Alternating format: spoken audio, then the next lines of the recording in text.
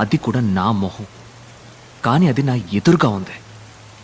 వాడు నన్ను కొట్టిపడేశాడు, ఇంకొకడు మోసుకెళ్ళాడు. ఆ మొహం మాత్రం ఎవరో తెలుసు.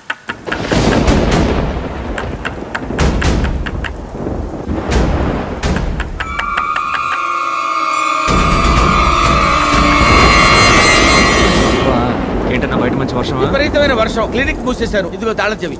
కొడిగమంటావా? ఆ కొడుకు ఎందుకయ్యా? గోరి సంచుంది కదా. ఏంటమ్మా టైర్డ్గా ఉన్నావన్నా, రెస్ట్ తీసుకో. అవును బాబు, నేను వెళ్ళొస్తా.